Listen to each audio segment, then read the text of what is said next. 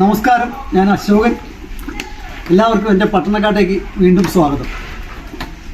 ഇതുവരെയും എൻ്റെ വീഡിയോകൾ കണ്ട് എന്നെ സപ്പോർട്ട് ചെയ്തിട്ടുള്ള എല്ലാവർക്കും സ്നേഹത്തിൻ്റെ ഭാഷയിൽ നന്ദി പറഞ്ഞുകൊണ്ട് പുതിയൊരു വീഡിയോയിലേക്ക് നിങ്ങളെ ഞാൻ സ്വാഗതം ചെയ്യുകയാണ്.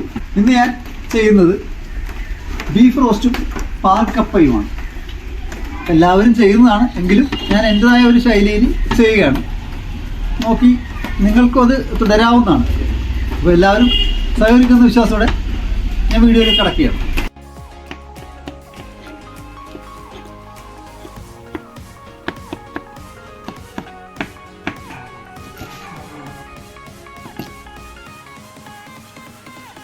കപ്പയ്ക്ക് ആവശ്യമായ വെള്ളം ഒഴിക്കുകയാണ്. ആവശ്യമായ ഉപ്പ് ചേർക്കുകയാണ് ഞാൻ. ഉപ്പ് ചേർത്ത് നമുക്ക് ഈ കുക്കർ അടച്ചു വയ്ക്കാം.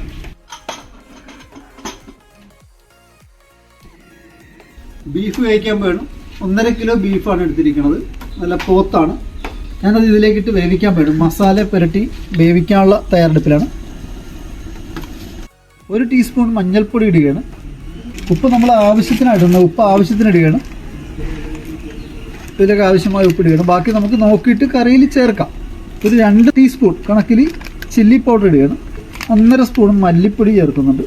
കുറച്ച് ഇഞ്ചി വെളുത്തുള്ളി പേസ്റ്റ് അടിച്ചത് ചേർക്കുന്നുണ്ട്. കുറച്ച് കറിവേപ്പില നമ്മളിതിലേക്ക് ചേർക്കുന്നുണ്ട്.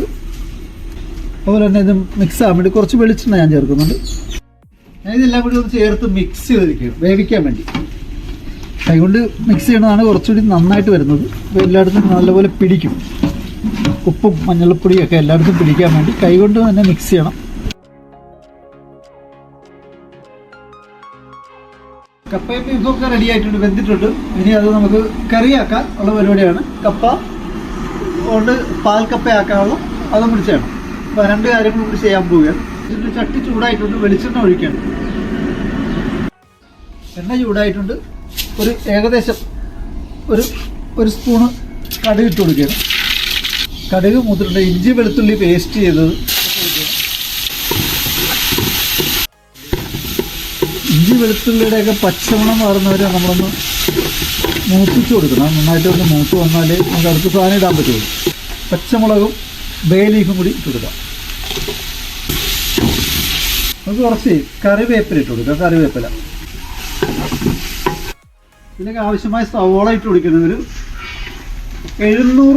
750 ഗ്രാം സവാളയാണ് അതായിട്ട് കൊടുക്കുന്നത്. 1.5 കിലോ ബീഫാണ്. 750 വരുന്ന സവാള ഇട്ട് കൊടുക്കുന്നത്. സവാള വഴന്ന് വരാൻ വേണ്ടി കുറച്ച് ഉപ്പ് ചേർത്ത് കൊടുക്കുന്നുണ്ട്. ഉപ്പ് നമ്മൾ കൊടുത്തിട്ടുണ്ട് ബീഫിന്, എന്നാലും കുറച്ച് ഉപ്പ് ഇതിന് വേണ്ടി കൊടുക്കുന്നുണ്ട്. പിന്നെ പോരായ്മ ഉണ്ടെങ്കിൽ നോക്കിയിട്ട് നമുക്ക് കൊടുക്കാം.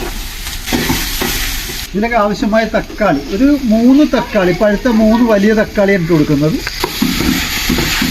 ഒരു 1/2 ടീസ്പൂൺ മഞ്ഞൾപ്പൊടി ഇടുകയാണ്. മല്ലിപ്പൊടി ഒരു 1.5 ടീസ്പൂൺ മല്ലിപ്പൊടി കൊടുക്കുന്നുണ്ട്. 1.5 ടീസ്പൂൺ മുളക് പൊടി ഇടുന്നുണ്ട്. ഇത് ഗരം മസാലയാണ്. ഇത് ഞാൻ സ്വന്തമായിട്ട് പൊടിച്ചെടുത്ത സാധനങ്ങളെല്ലാം ഓരോന്നും ചേർത്ത് അളവിന് ചേർത്ത് പൊടിച്ചെടുത്ത ഗരം മസാലയാണ്. അതൊരു 1.5 സ്പൂൺ കണക്കാക്കിയിട്ട് ഞാൻ ചേർക്കുകയാണ്. കുറച്ച് തേങ്ങാക്കൊത്തും കൂടി ചേർക്കുന്നുണ്ട് ഞാൻ.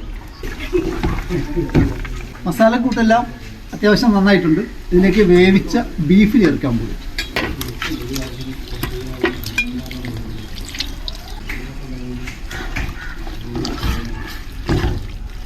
കപ്പ ശരിയായിട്ടുണ്ട്.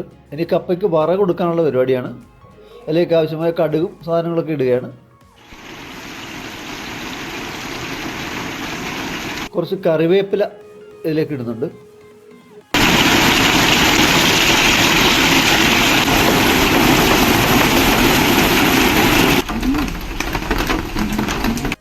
ഇതിൻ്റെ കപ്പയിലേക്ക് തേങ്ങാപ്പാൽ ഒഴിക്കുകയാണ്.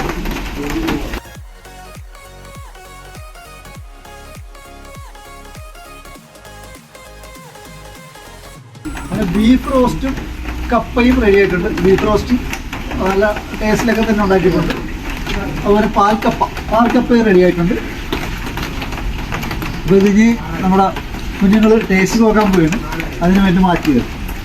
ഇഷ്ടപ്പെട്ടാൽ എല്ലാവരും ലൈക്ക് ചെയ്യണം, ഷെയർ ചെയ്യണം. സബ്സ്ക്രൈബ് ചെയ്യാത്തവരാണെങ്കിൽ അതും കൂടി ചെയ്ത് തന്നെ സഹായിക്കണം.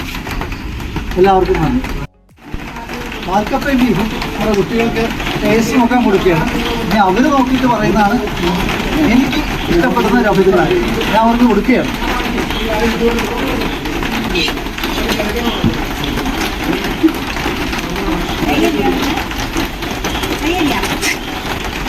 എല്ലാവരും നോക്കും.